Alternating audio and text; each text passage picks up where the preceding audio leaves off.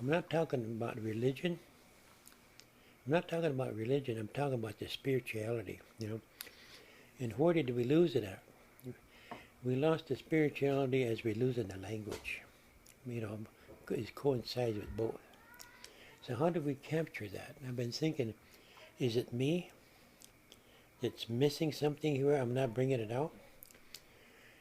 And we have to go back to the beginning of time and to in history, the beginning of time.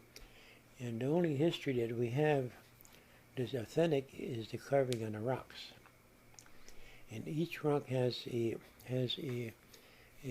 spiritual and a language meaning of all indigenous people.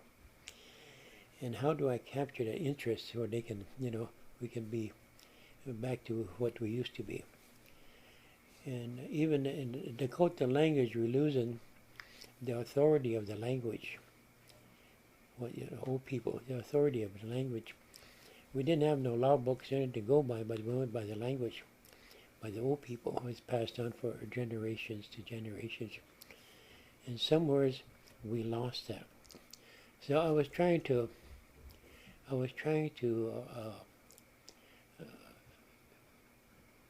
think back to where it began, how it proceeded in life, that loss.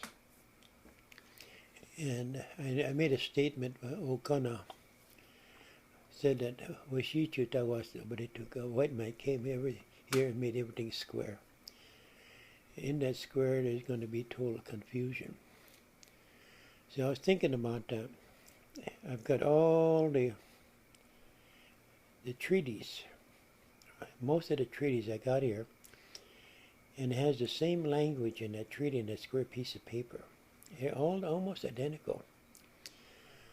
Then later I pulled I heard about the Dawes Act, and I studied the Dawes Act, and I don't have completely understand it because I do not speak the white language very well, you know, I understand it.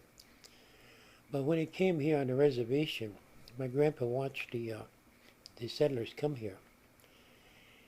And he said everything was, the next morning, the whole valley was destroyed.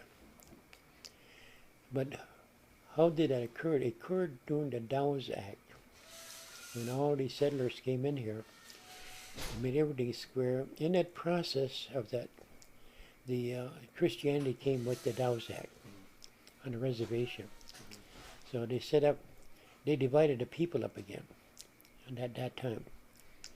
It goes on and on and on like that. So in 1946, we adopted the Constitution bylaws of the tribe, a square piece of paper.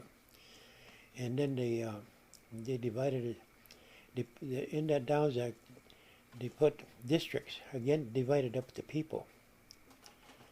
On that Dawes Act, divided up the people. The tribal constitution divided up the people. It went on and on and on. And then in the 70s, we had one Sundance here. And if I remember right, I think you were there at the time, help. We had about 100 pipes that time, over 100 pipes. A lot of people came. And people that came here today is that from that event of that Sundance back in the 70s to 80s, and we got divided like what the Dawes Act did, divided up.